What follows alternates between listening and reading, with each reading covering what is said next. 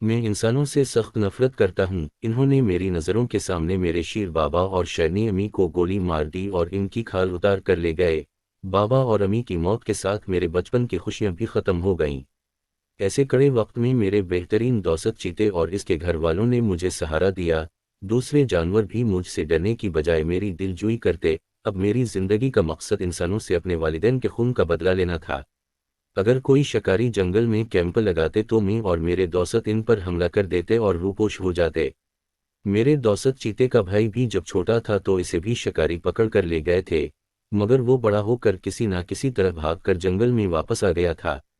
اب وہ بھی ہمارے گروہ میں شامل تھا۔ اس کا ایک فائدہ اور بھی ہوا، انسانوں کی زبان بھی سمجھنے لگا تھا۔ اس طرح جب شکاری ہمیں پکڑنے کا کوئی منصوبہ بنا رہے ہوتے تو وہ چھپ کر سن لیتا اور ہمیں آگاہ کر دیا کرتا۔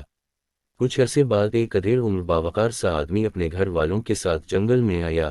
وہ ایک بڑی اور مضبوط گاڑی میں آئے تھے۔ اس آدمی کے ساتھ اس کی بیوی، ایک نوجوان لڑکا اور ایک چھوٹی بچی تھی۔ ہم حیران تھے کہ اس خطرناک جنگل میں کوئی شکاری گھر والوں کے ساتھ تو نہیں آتا۔ چیتے نے گھات لگائی کہ سن سکے آخر معاملہ کیا ہے۔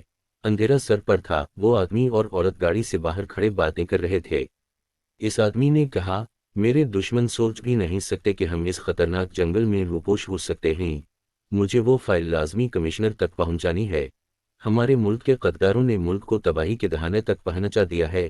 میں صباحی محفوظ راستے سے روانہ ہو جاؤں گا۔ عورت بہت پریشان لگ رہی تھی، بولی، مجھے بہت خوف آ رہا ہے۔ سنا ہے یہ جنگل خوفناک درندوں سے بھرا پڑا ہے، اگر انہوں نے ہم پر حملہ کر دیا تو۔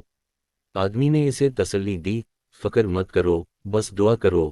ویسے بھی اپنی گاڑی بہت مضبوط اور شیشے بلٹ پروف ہیں۔ اگر درندے ابھی گئے تو صرف دھویں والا شیل استعمال کرنا، بس وہ بھاگ جائیں گے۔ ان بے زبان جانوروں پر کوئی ہتھیار استعمال مت کرنا۔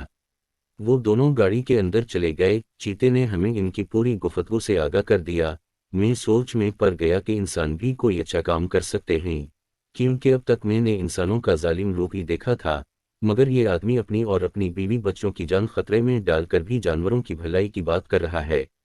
میں نے تمام ساتھیوں کو اپنے منصوبے سے آگاہ کر دیا کہ صبح جب یہ آدمی روانہ ہو تو کوئی اس پر حملہ نہیں کرے گا، بلکہ چھپ کر اس کے بیوی بچوں کی بھی حفاظت کریں گے۔ صبح ہوتے ہی وہ آدمی روانہ ہو گیا۔ ہم اس کے بیوی بچوں پر نظر رکھے ہوئے تھے۔ اگلے دن چیتے نے بتایا کہ وہ عورت اپنے بیٹے سے کہہ رہی تھی کہ حیرت کی بات ہے، تمہارے پاپا تو کہہ رہے تھے کہ یہ جنگل بہت خطرناک ہے، مگر مجھے تو ایک لومڑی تک نظر نہیں آئی۔ وہ لڑکا بھی حیران تھا۔ میں یہ سن کر مسکرا کر رہ گیا۔ کچھ دیر بعد اچانک کچھ گاڑیوں کی گڑگڑاہٹ کی آوازیں آنا شروع ہو گئیں۔ ہم فوراً چوکنے ہو گئے اور تیز رفتاری سے بھاگتے ہوئے اس آدمی کی گاڑی کے آس پاس گھنی جھاڑیوں میں چھپ کر دیکھنے لگے۔ وہ 3 بڑی گاڑیاں تھیں، جس میں سے 18-20 افراد باہر نکل آئے۔ ان کے ہاتھوں میں خطرناک ہتھیار تھے۔ ایک گاڑی میں سے جو آدمی اترا، اسے دیکھ کر میری آنکھوں میں خون اتر آیا۔ یہ وہی آدمی تھا جس نے میرے والدین کی زندگی کا چراغ گل کیا تھا۔ آج بھی اس کے ہاتھ میں ایک خطرناک بندوق تھی، اس کے دوسرے ہاتھ میں گیند جیسی کوئی چیز تھی۔ میرا رواں اس پر حملہ کرنے کے لیے بے تاب تھا، مگر ابھی صورتحال کا جائزہ لے رہا تھا۔ چیتے نے بتایا کہ اس نے دوسرے ہاتھ میں بم پکڑا ہوا ہے۔ یہ ایک خطرناک چیز ہے جس سے لمحوں میں گاڑی اور ان لوگوں کے پرخچے اڑ جائیں گے۔ وہ چیخ چیخ کر انہیں باہر آنے کا کہہ رہا تھا۔ وہ تینوں روتے ہوئے گاڑی سے باہر آ گئے۔ اس آدمی نے بم اپنے ساتھی کو پکڑا دیا اور عورت اور لڑکے کو گھٹنوں کے بل بیٹھا دیا اور بچی کا بازو پکڑ کر اسے بے دردی سے ماں کی طرف دھکیل دیا۔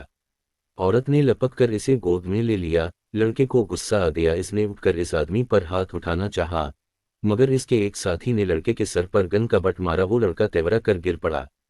وہ آدمی مکرو انداز میں ہنسنے لگا اور بولا، تمہارا باپ کیا سمجھتا تھا کہ میرے منصوبے اتنی آسانی سے منظر عام پر آ جائیں گے؟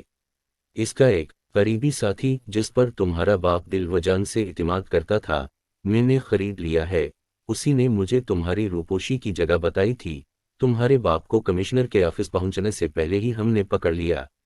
یہ کہہ کر اس نے ایک ساتھی کو اشارہ کیا۔ اس نے پچھلی سیٹ پر پڑے آدمی کو گھسیٹ کر نیچے اتارا اور زمین پر پٹخ دیا۔ اسے دیکھ کر اس عورت کی چیخیں نکل گئیں۔ وہ اس کا شوہر تھا۔ وہ زخمی اور نیم بے ہوشی کی حالت میں تھا۔ بچے بھاگ کر اپنے باپ سے لپٹ گئے۔ اس آدمی کے چہرے پر ایک مکرو مسکراہٹ تھی۔ وہ بولا، پہلے میں تمہاری عزیز بیٹی کو گولی ماروں گا تاکہ تم نشان عبرت بن جاؤ اور تمہیں پتہ چل جائے کہ مجھ سے ٹکر لینے کا انجام کتنا بھیانک ہوتا ہے۔ یہ کہہ کر اس نے گن بچی کی طرف سیدھی کر لی۔ اب یہی وقت تھا حملہ کرنے کا۔ میں نے ایک زوردار دھاڑ ماری، میرے تمام ساتھیوں نے بیک وقت ان ظالم لوگوں پر حملہ کر دیا۔ انہیں اپنی گن سیدھی کرنے کا بھی موقع نہیں ملا۔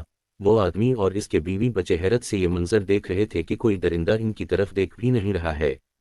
وہ آدمی کو سہارا دے کر گاڑی تک پہنچ گئے، عورت اور بچے گاڑی کے اندر چلے گئے، مگر پروفیسر گاڑی کا سہارا لے کر باہر کھڑا رہا۔ میں اس ظالم آدمی کو اپنے نوکیلے دانتوں سے بری طرح ادھیڑ رہا تھا۔ کچھ لمحوں بعد اس کی چیخیں تھم گئیں۔ تمام ظالم اپنے انجام کو پہنچ چکے تھے۔ ہمارا کوئی بھی ساتھی زخمی یا مرا نہیں تھا۔ میں اس آدمی کے قریب پہنچ گیا۔ اس آدمی کی آنکھوں میں خوف کے بجائے دوستانہ چمک تھی۔ اس نے میرے سر پر ہاتھ پھیرا، میں 2 قدم پیچھے ہٹا اور جھاڑیوں میں غائب ہو گیا۔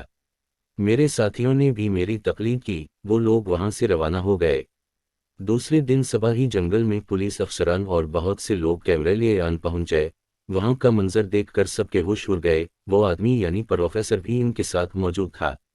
اس کی حالت بہتر لگ رہی تھی۔ اس نے سب ماجرا پولیس والوں کو سنایا، جسے سن کر سب حیران تھے۔ اس نے میڈیا والوں کو بتایا۔ یہ لاشیں دیکھ کر آپ خود ہی سوچ سکتے ہیں کہ ان درندوں کا مقصد ان ظالم لوگوں کا خاتمہ کرنا تھا، ورنہ وہ اب تک انہیں کھا چکے ہوتے۔ تھوڑی دیر بعد وہ سب وہاں سے روانہ ہو گئے۔ وہ آدمی تھوڑی دیر کھڑا ہو کر ادھر ادھر دیکھتا رہا۔ میں نے جھاڑیوں میں سے اپنا چہرہ ذرا سا اوپر اٹھایا۔ اس آدمی نے مسکرا کر میری طرف دیکھا اور ہاتھ ہلا کر گاڑی میں بیٹھ کر چلا گیا۔ میں نے خوشی میں زوردار دہاڑ ماری اور بھاگتا ہوا اپنے ساتھیوں تک پہنچ گیا۔